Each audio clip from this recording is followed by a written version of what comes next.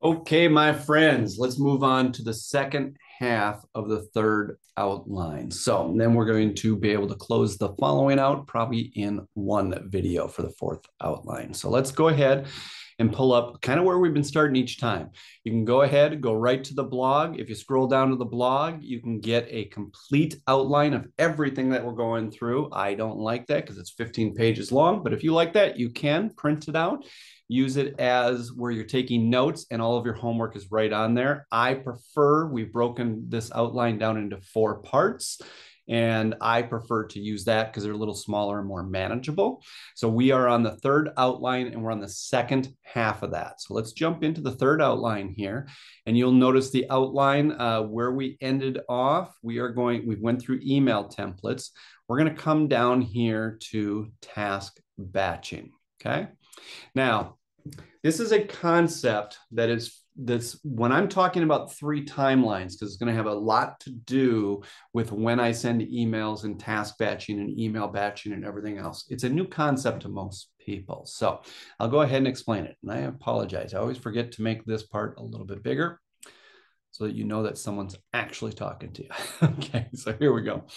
So when we talk about task batching and time blocking, we're going to get into something that I call 3 timelines. So we'll get there in a second, but know that that's going to be pretty key to my timing on a lot of things. So let's start at the top. Not all tasks are created equal. We've already kind of talked about that in multiple videos, but I want to remind you of that because that is important. I'm not task batching based on every task in a task list. I am task batching based on things that are most important, that are key.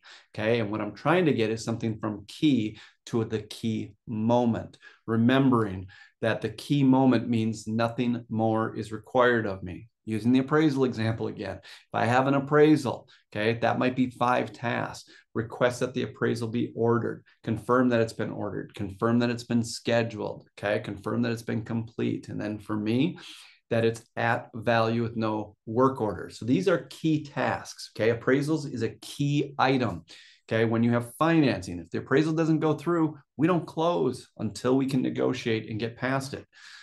So that's a key item versus a utility list like we talked about in the other videos. Now, are each of these 5 things the key moment? No, these are key items, okay? Key tasks. The key moment is when it gets to that point that nothing more is required of me, okay? Nothing more is required of me. We can close on this task based on the status that it's at, which is at value with no work order. That's a key moment when we hit that. So a lot of my task batching and time blocking is based on, I look at a full task list, how I would use my week, what am I checking on, what am I following up on, and I'm really looking at what are the most important things in a transaction, okay? And it's certainly not a utility list. I love getting it for the buyers from the sellers, but it doesn't change my whole world if we don't get it, okay? So task batching based on key moments and due dates. So that's the other thing that I am task batching, and time blocking is based on due dates. Now, once we talk about those and because when we're checking on those things, how are we checking on them? I generally like to check on everything.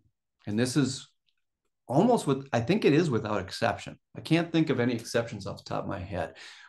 I'll just say without exceptions. I want to check on everything via email, not by calling, not by texting. I want one area where everything that I have done and everything that I have requested and everything I've been asked to do and every reply and conversation I've had, I want it documented. How do we document things in this industry? We do things through email. Okay. I want a paper trail, okay, of what was asked, when it was asked, who replied, who didn't reply, who was copied in, all of that, what was attached and shared, all of it. So anything that I'm going to do is going to be via email. If there's anything that I have to do more than 3 times, as you've heard in previous videos, then if I have to do anything, ask anything more than 3 times in my career, it's going to become a template. Okay. So now we have templates. Now, when I do a template, what you learned in the previous video is I'm very conscious of who is my audience. Okay. Now, Who is my audience? That will determine what I say, how I say it, all of that. But it also, as you heard in the last, and that's what we're going to hit on now, is when do I need to send it? Because for my audience, what is their average or standard or expected reply time, turn time, whatever you want to call it? So if someone gets a hold of me, tries to reach out to me as a transaction coordinator Monday through Friday, they're probably going to hear back from me in about a half an hour to an hour and a half hour to an hour, something like that. That would not be uncommon that someone reach out to me within 30, 60, or 90 minutes, they're probably going to hear from me. Now, if I, in turn, as a TC, reach out to the lender, reach out to the closer, reach out to an attorney, reach out to an agent, can I confidently, the word confidently, say that I'm going to hear from anyone in 30, 60, or 90 minutes? Not a chance under God's green earth. Typical, what I have seen over the years is that, let's just say I'm trying to get a hold of an attorney. I'm doing a closing in New York. I'm a transaction coordinator and my agent is in New York. And so it's an attorney state and I'm working with the attorney. I might not hear from them for a day, day and a half. So if I'm going to send an email, I have to be aware of that, because if I'm sending an email on a due date, checking on the due date, but they typically don't see their emails and don't reply for a day and a half. If you're checking on the due date, on the day of the due date, even the day before, you may be sending it too late. So first thing ever in task batching, time blocking, no, I want it documented what I'm doing. So I want a paper trail. So I'm going to email it. Second thing, if I'm going to email, first thing I'm going to pay attention to is who is my audience. Notice how I repeat the same stuff over and over again. These are core concepts and principles that I work with to determine what I'm going to do and what my systems look like and what my emails look like and what my timing, which is time blocking and task batching, okay? What my timing is. So now, if the turn time is a day, day and a half regularly, that means that I need to send it at least a day and a half to 2 days ahead of schedule to be able to get it to them in the time needed. So what are the 3 timelines and how does that fit into all of this? So let's just go back to our same example that we use over and over again and what that looks like with 3 timelines. Appraisals, okay? So on appraisals, what does 3 timelines look like? Number 1 is I call the first time called reality. And you've got it right here in the outline, 3 timelines. The first one is reality. The second is when do people start to ask you about anything? And then the last one is when do I initiate, meaning when do I send that email or ask the question, okay? So what is reality in the appraisal situation? So what happens is once appraisal is complete, people want to know what were the results. They wish they knew right when that appraiser walked out of the home, but that's not typically how it happens. We know that reality is that the appraiser is going to leave, going to go back to the office, going to look at all the comps, put together a report and everything. And the lender, it might hit their desk and be able to see the results if they're lucky in 3 to 5 days. More typically 5 to 7 business days. And in slower markets, we're lucky if we hear anything in 10 to 14 days. Well, that's a lot of dates to remember, Breckheimer, okay? Well, here's the thing is, the better you get at this, the more you're going to be in tune with what's going on currently in your market. If you don't know what's currently going on in your market and what typical times are, then ask, okay? Who would I ask? I'd ask a lender. Hey, by the way, when the appraisal is complete, when are right now typical turn times? When are you starting to get results? Is it 3 to 5 days, 5 to 7 days, 7 to 10 days? When do you typically expect to know what's your turn time from the appraiser for the results, okay? However you want to verbalize that. I just verbalized it horrible right there, and that would still work, okay? But generally speaking, if I'm working on 30 files at once, most of those 30 files, if not all 30 files, has a lender working on it. I'm just going to find the one that I connect with the best and seems pretty well informed, is good at their job. I'm going to ask a friendly question. By the way, what are you seeing kind of typical turn times as far as when appraisal is done? When do you actually know what the results are? Is it like a week, 5 to 7 days? What is it? Okay. So you get to know what reality is because you're asking, what are the results? That's what you're going to email. That's what everybody wants you to email. What are the results of the appraisal? Okay. You got to know, when is reality? What is the timeline for reality? The second one, when do people start to ask you for an update? Now, this is what I noticed personally on appraisals. The day the appraisal is done, nobody really asks me about the results the day after. Most people give it grace. They know that it's probably not ready. But if they don't hear something within 2 to 3 business days, someone's going to reach out to me. It could be the buyer or seller. It could be one or the other agent. Someone's going to say, hey, by the way, any chance you heard anything about the appraisal? Do we have any results? Here's the other question I might get. Hey, do you mind touching base with the lender and see if there's any updates on the appraisal? Here's the deal is, any of those people that are asking, other than the customers, because they're not expected to know what typical times are, we should be telling them, okay? But the agents, if they're professionals, they should know what typical timelines are. But they still ask me. And here's the thing is, if they ask me after 2 days, 3 business days, if they were professional, they would know. Right now in this market, it might be 5 to 7 business days. You know for a fact, if I ask the lender right now, he doesn't know. Okay. But they can't help themselves, but just say, hey, you mind checking with them? Okay. So there's number 1, when do we really know? Number 2, when do people start to ask? And then the third timeline, when do I ask and when do I initiate the conversation? Because in emails, I initiate almost everything on a transaction. And I guarantee you that's a different philosophy than 99% of the transaction coordinators out there. When do most TCs ask for an update on the appraisal? When someone asks them, hey, have you heard anything about the appraisal?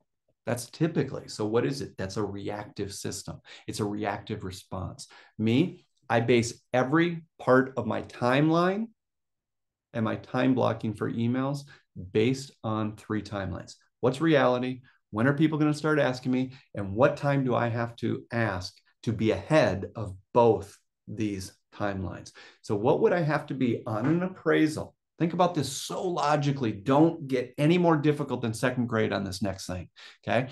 So if it's 2 to 3 business days is when I'm going to start getting asked about this, that means that I need to ask within 1 to 2 business days to be ahead of everybody else. That's important, first of all. I'm going to be ahead of everybody else, which means who initiates every conversation in a transaction? Me. I do. I do. I do. I do. Why is that so important? Because that's not how most transaction coordinators work. It just isn't. How do most transaction coordinators work? They're just reactive to whatever people are asking and asking you to check on, okay? Now, I'm telling you right now, the way I'm talking about you're the initiator means you have to have a different level of professionalism. You have to look at every key area on your task list. That's why we started this course with build your task list, then build your transaction summary, build your opening process. How do you process a new file? Now, working the rest of the transaction, you know what your key moments are. In those key moments, there's reality. There's when people are going to start asking you for updates. And then there's when you are going to time block, when you are going to initiate the conversation. Now, here's the next major point, and this one here is fairly crucial because it determines what that email template will sound like. So I told you in an email template, you want to know who you're sending it to. So to me, I'm going to send it to everybody. I told you in the last email, I use peer pressure. So when I ask for an update on the appraisal, I'm not just emailing the lender directly. That's the other thing that you're going to hear is typical in transaction coordination. If you have a question on something on the mortgage, you email the lender. I do not. I email the lender and everybody, all the other professionals that are involved in the transaction. Why? Because of peer pressure. I'm more effective. I get replies because nobody wants to show everybody in an audience that they suck and they're not doing their job. Okay. So they end up replying. Okay. Just out of peer pressure. I'm fine with that. And if they don't, whoever the hothead is in the group will go, what is going on? Why can't we get an update? The other thing is when they give an update, then I don't have to reach back out to everyone and share what the update was because everybody's already copied in. What happens if they don't hit reply? This isn't rocket science. Go 1 thread back on the email, click reply all to that, and say, hey, by the way, I think that the reply may have just gone to me from the lender. He's awesome, gave us an update. And for anybody that missed it, then I cut, copy, and paste what their reply was. Pretty simple, okay? Now,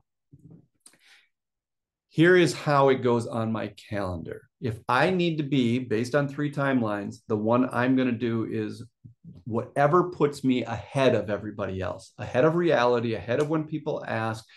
And on an appraisal, it's 2 to 3 business days is when everybody asks. So I need to be asking within 1 to 2 business days of when the appraisal is complete.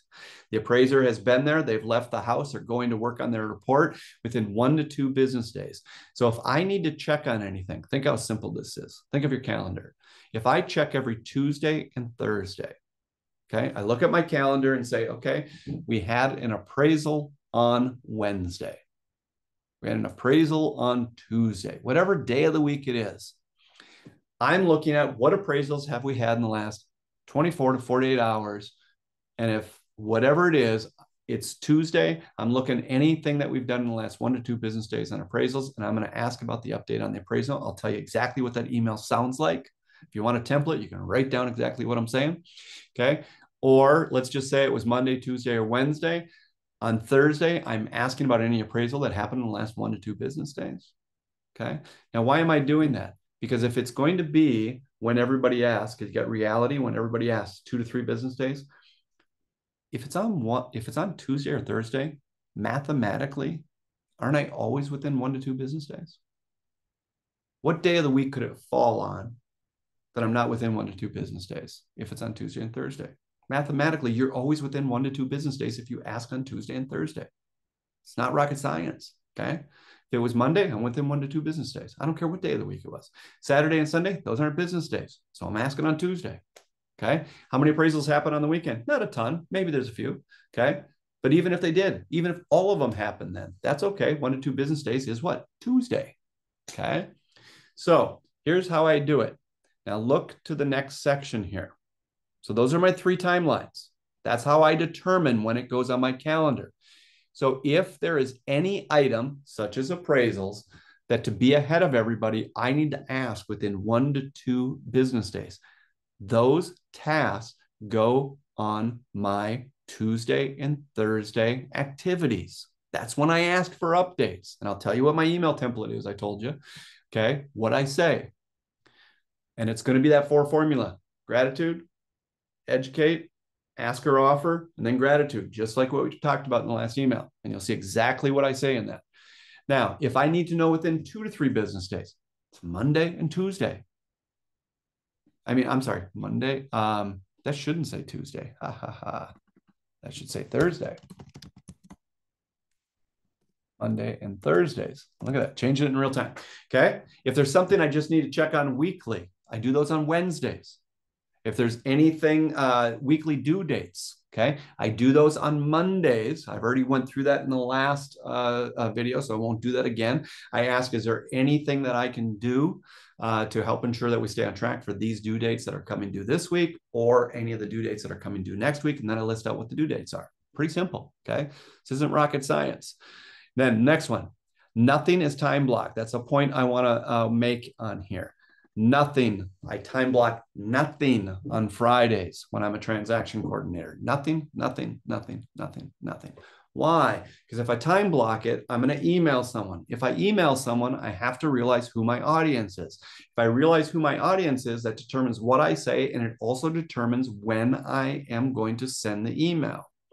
So if I don't want to work nights and weekends, but I'm going to email someone on Friday, but I already know that their average turn time is 1 to 1.5 or 2 business days. Basically what I did is I just sent an email, completely unprofessional. Send an email at a timeline that you know for a fact that even if they reply, you're not available anyways. So I don't want to be available on the weekends. Some of you TC wills, some of you TCs will. That's fine. That's a different choice. Okay. But for me, I decided I'm not going to be available on weekends. So if I send it on Friday, what I basically just said, hey, I've got a question, but I'm sending it to you. I know you probably won't get back to me till tomorrow, and screw you because I'm not available tomorrow. Okay, that might be a little harsh, but in my opinion, that's a level of professionalism that you are performing there. So what is my rule of thumb? Now, this might be a little harsh for some people and they don't think that this is realistic. And I'll tell you, I've done this for thousands of files, so I know for a fact it's realistic, is I am professional enough to know what is every possible email, What is every possible thing that I need to check on files Monday through Friday? And what I look at, everything that needs to be checked, everything without exception, everything that needs to be checked, asked about, or requested, I need to know no later than noon on Thursday, because I will never initiate an email past noon on Thursday for anything that's in my system. Noon on Thursday is the last time, usually Thursday morning, but noon on Thursday is the last time, because anything past noon on Thursday means that anybody that has more than a day and a half business, day and a half turn time, we're already in the weekend, and I don't care what they reply, I ain't going to see it. So the last time I sent an email that I time block sending any emails out, I never time block anything on Friday. So I hope that helps. Quarterly system audits. Then what I do, I audit what we do. What is my time blocking? What is my task batching? All of that stuff. I look at everything once a quarter. That's every 3 months. Now I'm kind of doing this almost every day, every week, but I'm very specific about it once a quarter. What I will do is I will do a system audit. And my goal is always to become more efficient. Now, a lot of people that coach with me, a lot of times when they start with me, I hear this statement: I think I really need to work on my systems. Well, that stresses me out, because systems is a large, large concept and a large anything. Okay. I want everything broken down into smaller parts. I will never start from anything that's a point of overwhelm. So with that concept, once a quarter, I'm going to look at all of my different systems, my opening process, my post-closing process, whatever, my email management system, all that kind of stuff.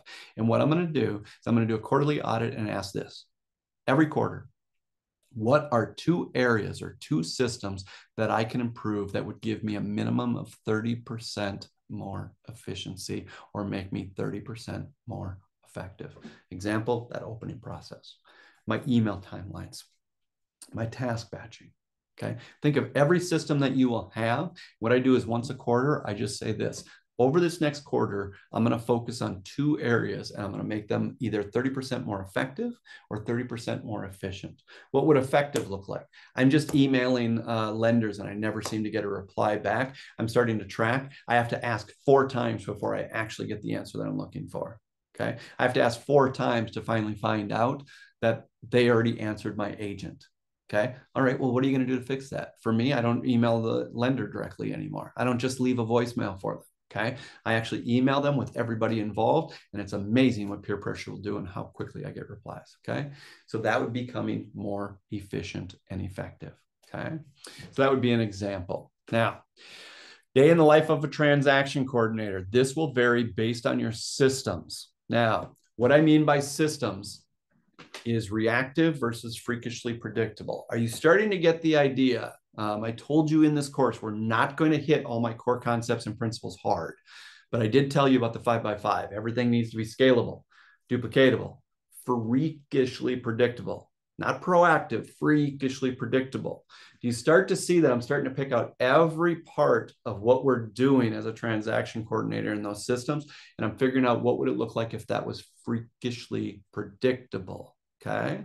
So I know, say on appraisals, that there is whatever the reality timeline is. When do people ask? Those things are all freakishly predictable. So I want to be ahead of all of them. Oh, I told you I would tell you what that script is, email template. I'll do that after this.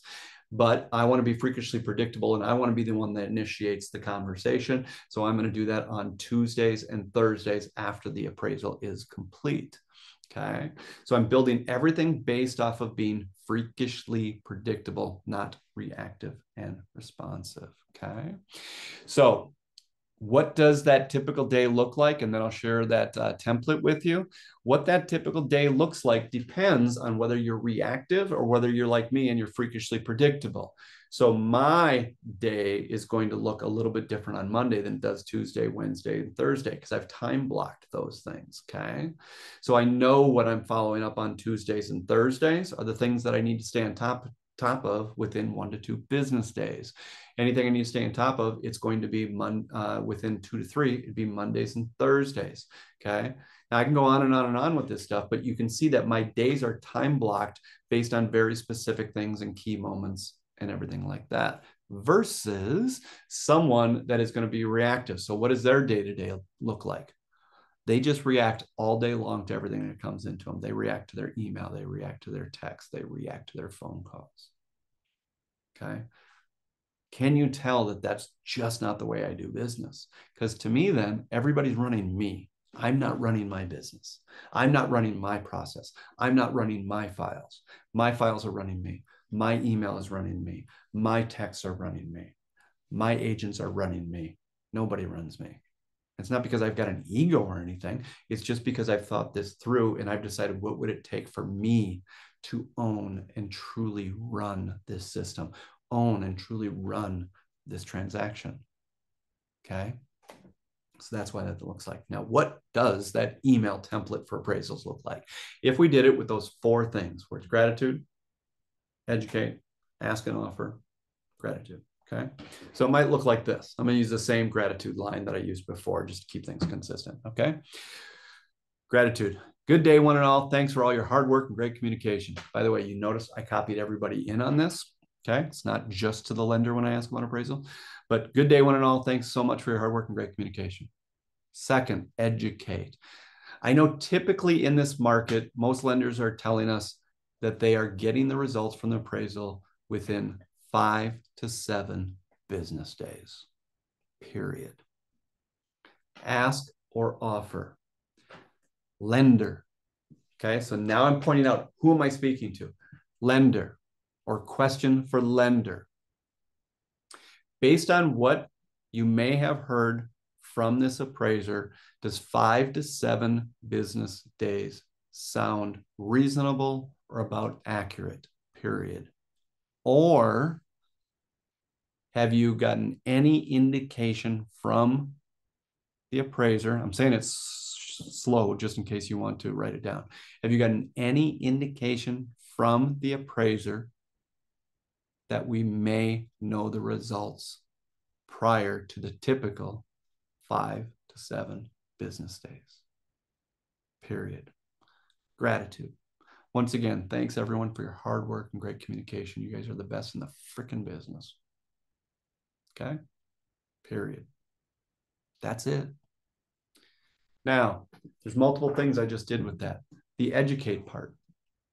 I'll take out the gratitude part for a second. Let's just talk about educate and ask or offer. I educated. Kind of what I said to everybody is, I almost screamed from the rooftops. I'm not your typical transaction coordinator. I'm a freaking professional. Okay. I know what timeline things happen on. Now, I already told you, you're brand new. You don't know the timelines. Come on.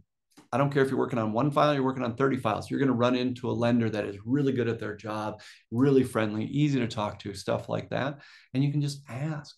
The office that you might work in, if you're not working from home, you go into an office, there may be a lender right down the hall. You get to know a loan officer. Start asking, what are they typically seeing? You're going to know this stuff if you do enough files, okay? So what I just told everyone, I'm a professional. Number 2, really important, okay? Number 2 is, I'm ahead of everybody, and I already know that all of you in the next 2 to 3 days are going to reach out to me, to the lender, to anybody else and say, hey, do we have any updates on the appraisal? And I'm telling you all, you're all professionals and you all freaking know he doesn't have an answer. Why would he know within 2 to 3 days? If you're a professional, you'd know it's going to take 5 to 7 days. Leave the lender alone. You see what I'm doing there? I'm being professional and knowing what the standards are and telling everybody the lender does not know, will not know. Leave them alone. And then I ask them point blank, does that sound reasonable? Is that when we could expect to hear something? Or is there any reason that you've got an indication from the appraiser that we might know prior to that?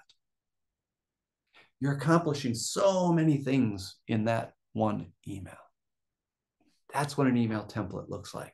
So again, if we went back to the last video, why don't I give my email templates? This is a crucial point because my email templates will not work for anybody. You will look ridiculous. If you use my email templates, but your system is based off of being reactive, my email template is based on the fact that I pay attention to who I'm emailing. I have everybody included in on it. And it's based on 3 timelines. All of that changes what my email template sounds like. So if you are reactive, which most TCs, that's their system, okay, just doesn't resonate with me okay? My email template would be completely inappropriate when you are just emailing only the lender directly and you're being reactive. Most of my email templates won't work because you're not doing business the way that I do it, which is not even being proactive. I'm freakishly predictable. Okay. So that is what I'm telling you, why I'm more over the top about you knowing what is the formula for your subject line? What is the formula that you use for your contents? What is the formula that you use for any attachments? Then when I put those together, okay, who am I emailing and who's copied in there? What are the timelines that I am using to email?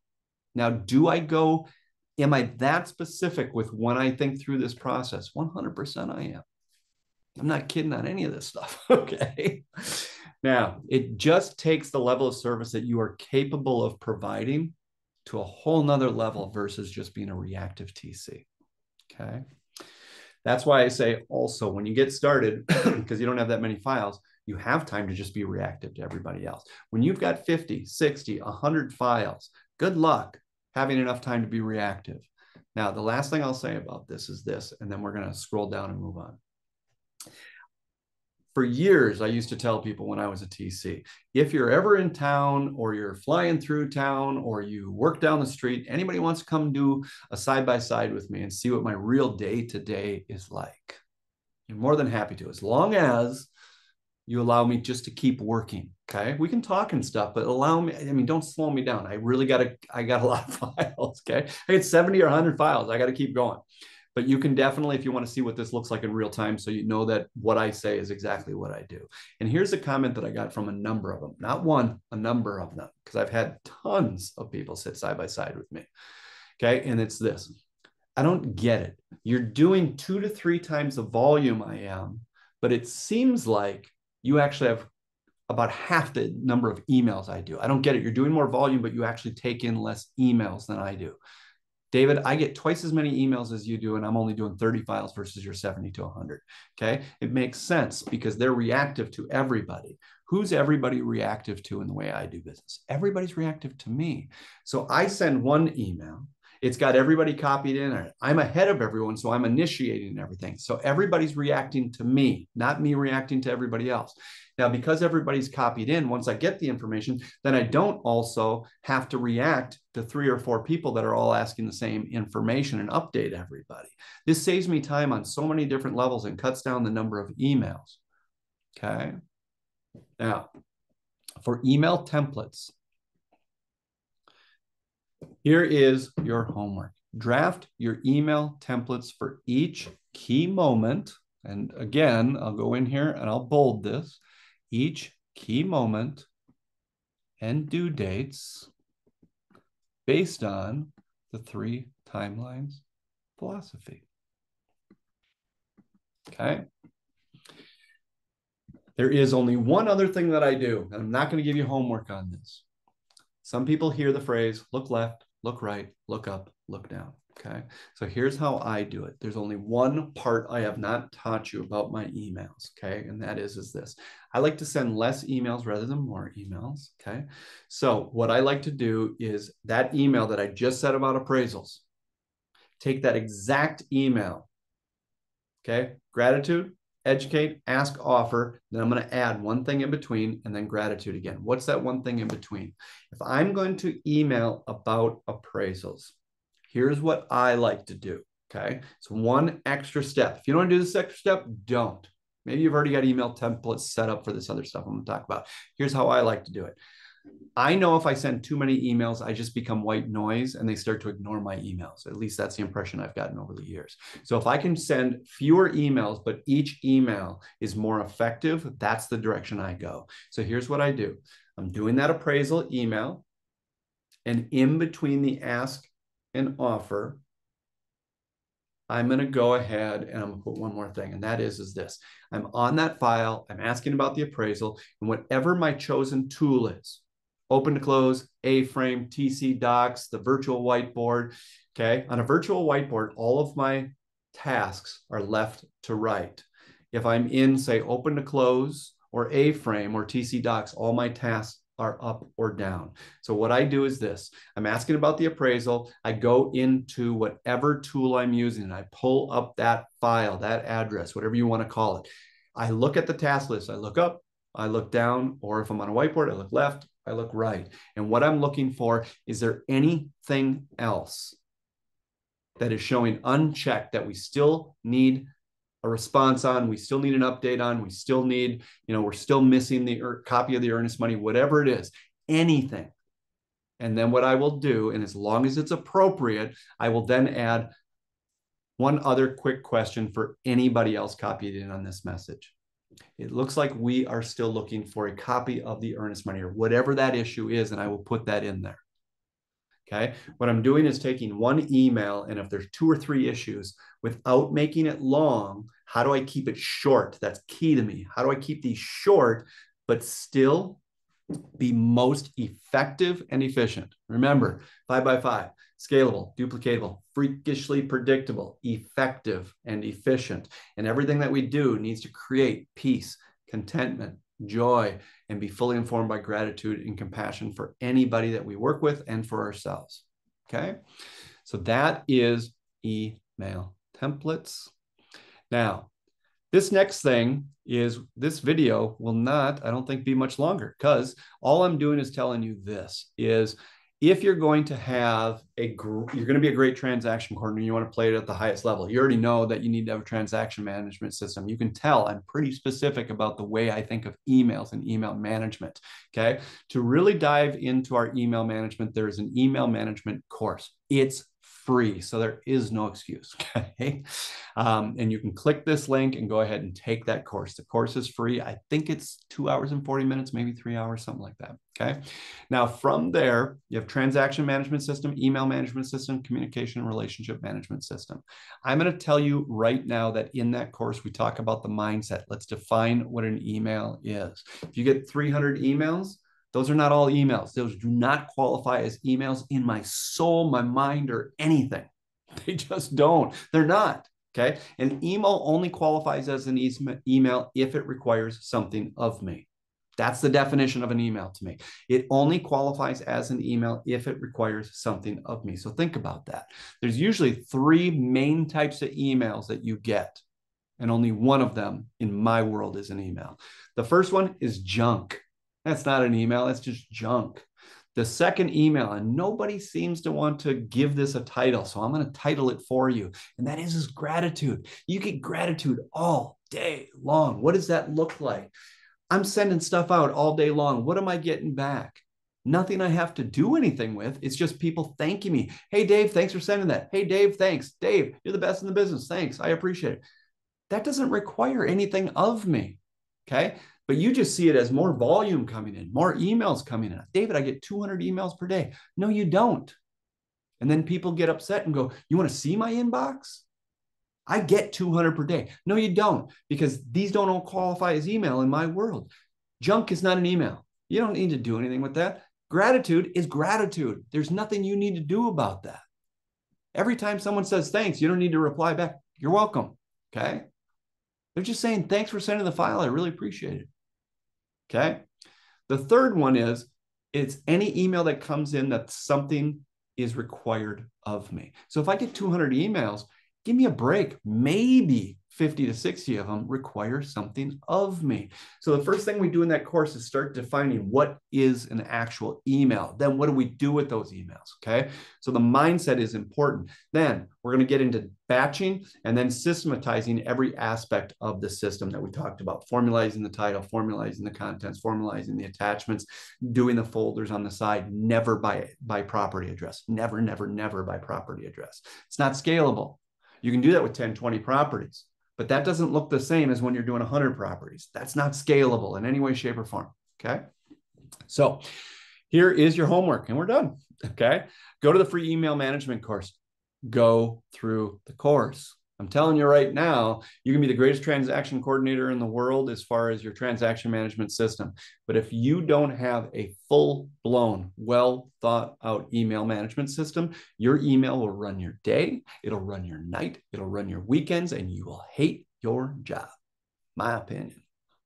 Okay, I am opinionated. Okay, now based on the course, draw out your folders. I'm not going to go through what are all the folders and everything else like that. That's not the purpose of this. That's getting in too deep. Go through the course and draw out your folders that you're going to use to process your files. Remember, every system is a living, breathing entity and document and whatever. These folders can change over time. Okay. Determine what your formula is for you and your team for the subject line. Determine what your formula is for your files and file attachments. I already gave you what my formula is. You can just steal that. Okay. But that's your homework. And that is the end of this video. And it is the end of part 3 of 4 of our outlines. Now we're going to finish this off with the 4th one. Hope this has been helpful and educational for you so far. If you need to slow down, go back through it. You've got your outlines there. You've got your notes. Do your homework. Do your homework, do your homework, do your homework, do your homework, do your homework. You're not going to learn everything that you need to learn in 3, 4, 5 hours by going through a workshop like this. There's no way you're going to. That's why there's a lot of links that says, now go watch this 27-minute video. Now go watch this 23-minute video. Now go to this course, okay? If you want to know more about systems, go through TC 201. Okay, all that kind of stuff. This is a place to get you started so you have a good foundation. After this course, you should be able to just run transactions. Will you be perfect? Not a chance under God's green earth. Okay, but if you don't process transactions until you think you've got it all figured out and perfect, I'm just telling you, you're kidding yourself. You will learn by actually doing it. Okay, it'll be scary. It'll be scary. It'll absolutely be scary. Okay, but you can do it. All right, talk to you a little later. Bye-bye. We're going to stop sharing. Let's move on to the last outline. All right, see ya.